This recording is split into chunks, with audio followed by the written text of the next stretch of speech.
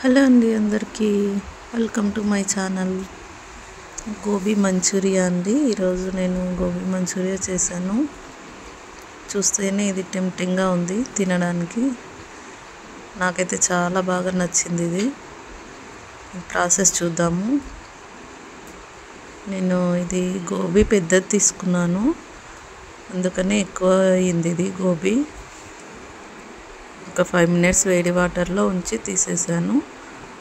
మనకి కావాల్సిన సైజులో ఇవి కట్ చేసుకోవచ్చు.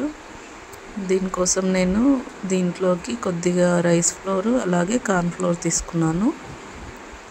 ఎక్కువ ఒకటేసారి వేయలేదు, తర్వాత వేసుకోవచ్చు అని అవసరమైతే. అలాగే కారం, ఉప్పు వేసుకున్నాను. ఇవి ఫస్ట్ మనం వాటర్ వేసుకోవద్దు, ఇందులో ఉండే వాటర్తో కలుపుకోవాలి. తర్వాత అవసరమైతే కొద్దిగా వాటర్ వేసుకుంటూ కలుపుకోవాలి.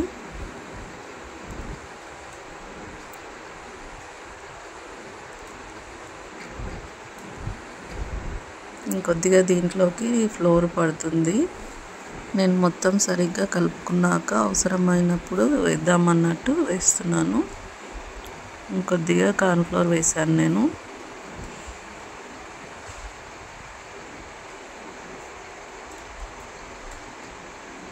కొద్దిగా వాటర్ వేసుకోవాలి. ఇది మనకి ఇలా కొద్దిగా వాటర్ వేసుకుంటే ఏమవుతుందంటే ముక్కలకు మొత్తం పడుతుంది ఇది పిండి అనేది. ఎక్కువ వాటర్ వేస్తే కూడా కొద్దిగా లిక్విడ్ లాగా అయిపోతుంది, సరిగా కాలవన్నమాట, పిండి ఉంటుంది. మొత్తం కలిపేసుకున్నాను. అలాగే నూనె కూడా డీప్ ఫ్రైకి పెట్టుకున్నాను. ఇది మనము ఎక్కువ ఆయిల్ వేసుకోకుండా చేసుకోవడమే బెటర్. కొద్దిగా టైం పడుతుంది, కానీ ఈ ఆయిల్ అనేది వేస్ట్ అవ్వకుండా ఉంటుంది. ఇవి వేగడానికి నిజంగానే చాలా టైం పడుతుందండి.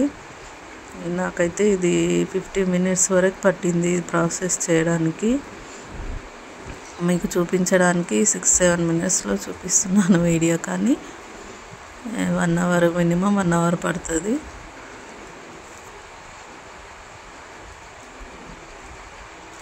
ఆయిల్ వెంటనే యూజ్ చేసుకోవచ్చు, మళ్ళీ అనుకుంటే ఎక్కువ వేసుకోవచ్చు. కానీ ఎంత యూజ్ చేసుకున్నా కూడా ఎక్కువ అయితే ఒకటే రోజు వాడలేము కదా, 2 days వరకు వాడుకుంటాము. ఎక్కువ రోజు స్టోర్ చేయొద్దు హీట్ చేసిన ఆయిల్, అందుకని. సో దీంట్లోకి పోపు కోసము కొద్దిగానే వేసుకుంటున్నాను ఆయిల్. మనకి ఎక్కువ ఏం పట్టదు ఇది మంచూరియాకి. కొద్దిగా వెల్లుల్లి, అలాగే ఆనియన్స్, పచ్చిమిర్చి, కరివేపాకు, క్యాప్సికమ్ అన్నీ కలిపి ఒకటేసారి వేసాను.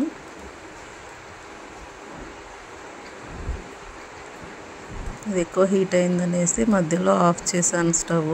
మళ్ళీ తర్వాత పెట్టుకున్నాను, ఆన్ చేశాను అన్నమాట. సో ఇది ఎక్కువగా కుక్ అవ్వాల్సిన అవసరం లేదు మంచూరియాకి. కొద్దిగా హై ఫ్లేమ్ మీద ఒక 2 minutes వేయించుకుంటే సరిపోతుంది.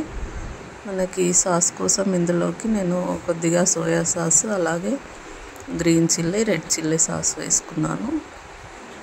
అలాగే కొద్దిగా వెనిగర్ అండి, కొద్దిగా కారము, ఉప్పు.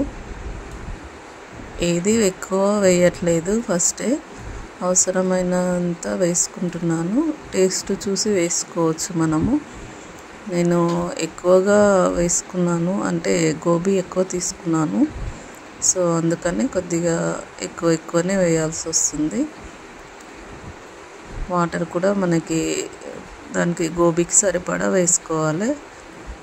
కార్న్ ఫ్లోర్ వాటర్ వేసుకున్నాను. నాకు ఉప్పు కారం తక్కువైందని చెప్పేసి టేస్ట్ చూసాక మళ్ళీ యాడ్ చేసుకున్నాను. పిల్లలు స్పైసీ తినకపోతే మాత్రం స్పైసీ తగ్గించుకోవచ్చు. నేను చేసింది మరీ స్పైసీ అయితే ఎక్కువ ఏం లేదు, నార్మల్గానే ఉంది. సో ఎక్కువ స్పైసీ కావాలనుకుంటే పెప్పర్ పౌడర్ కూడా యాడ్ చేసుకోవచ్చు. ఇది యాడ్ చేసుకున్నాక ఎక్కువ టైం ఏం పట్టదు ఇది అవ్వడానికి. హై ఫ్లేమ్ మీద ఒక 2 minutes చేసుకుంటే సరిపోతుంది. ఇది ఆల్మోస్ట్ అయిపోయింది. వాటర్ కంటెంట్ కరెక్ట్గా సరిపోయిందండి నాకు. ఎక్కువ అవ్వలేదు, తక్కువ అవ్వలేదు. లిక్విడ్గా కావాలనుకుంటే కొద్దిగా మనం కార్న్ఫ్లవర్ వాటర్ ఎక్కువ యాడ్ చేసుకోవచ్చు. సో నాకు లిక్విడ్గా అవసరం లేదని చెప్పేసి డ్రైగానే చేసుకున్నాను.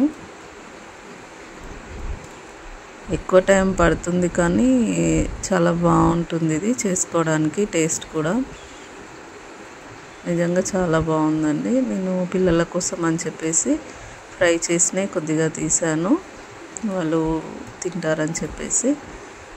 ఇది అయిపోయిందండి ఆల్మోస్ట్. ఇది చూస్తుంటేనే తినేయాలనిపిస్తుంది దీన్ని. చాలా బాగా వచ్చిందండి నాకు. అంటే చాలా రోజుల తర్వాత చేశాను. ఇది ఎక్కువ టైం పడుతుందని చెప్పేసి ఓపిక ఉండదు చేసుకోవడానికి. ఈరోజు తినాలని ఇది చేసుకున్నాను.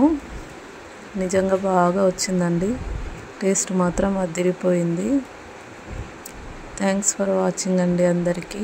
And please subscribe to my channel. Like చేయండి. Bye bye to all.